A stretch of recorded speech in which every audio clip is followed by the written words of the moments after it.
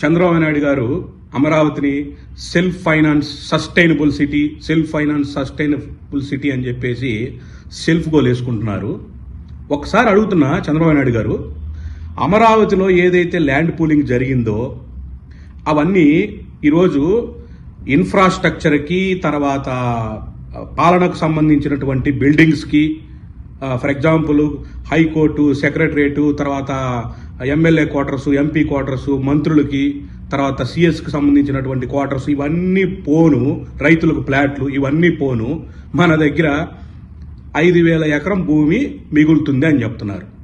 మరి ఈరోజు మీరు 2 లక్షల కోట్ల రూపాయలకి ఇన్ఫ్రాస్ట్రక్చర్ డెవలప్మెంట్కి, ఈ ఇన్ఫ్రాస్ట్రక్చర్కి, తర్వాత బిల్డింగ్లు కట్టడానికి 2 లక్షల కోట్ల రూపాయల అప్పులు తీసుకొచ్చి మీరు ఈ ఒక ప్రాంతంలో పెడితే మనకు మిగిలింది ఎంత?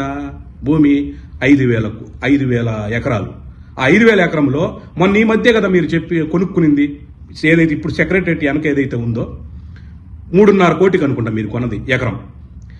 3.5 కోటికి ఎకరం కొంటే మరి 5,000 ఎకరాలు 3,500 ఎకరాలు అమ్ముతామని చెప్తున్నారు. 3,500 ఎకరం అమ్మితే వచ్చే అమౌంట్ ఎంత? దగ్గర 4 కోట్లు వేసుకుంటే ఒక 14 నుంచి 15,000 కోట్లు వస్తుంది. మరి 2 లక్షల కోట్ల రూపాయలకు 7% ఇంట్రెస్ట్ వేసుకున్నా ఎంతండి?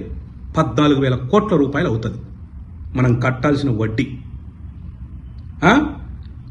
ఈ వడ్డీ కట్టడానికే మనకు దగ్గర డబ్బులు లేవు. మరి ఏ రకంగా అమరావతి సెల్ఫ్ ఫైనాన్స్ సిటీ అవుతుంది చెప్పండి? మీరు చెప్పిన లెక్క ప్రకారం ఏ రకంగా అవుతుంది సెల్ఫ్ ఫైనాన్స్ సిటీ? 18 ఏళ్ల తర్వాత అది కూడా ఏ రకంగా సెల్ఫ్ ఫైనాన్స్ సిటీ అవుతుంది? వడ్డీలకే పోతుంది అది మొత్తం.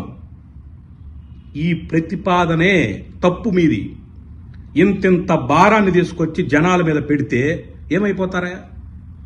అమరావతి నిర్మాణం వల్ల వచ్చే లాభం మీకు, మీ బినామీలకి, మీ కాంట్రాక్టర్లకి మీరు దాచుకోవడానికి మాత్రమే.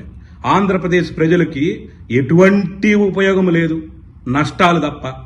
ఇంత అప్పు తీసుకొచ్చి జనాల నెత్తినెందుకు పెట్టడం మీరు?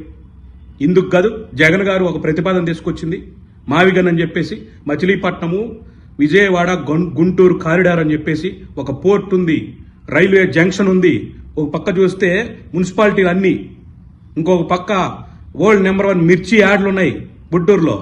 ఇందుకు ఆయన ప్రతిపాదించింది. దాంట్లో 10% అమౌంట్ కానీ పెడితే 10% అమౌంట్ ఎక్సలెంట్ సిటీ అవుతుందని చెప్పేసి ఆయన ప్రతిపాదిస్తే, మావిగన్ మీకు నచ్చకపోతే ఇంకో పేరు పెట్టుకోండాయా.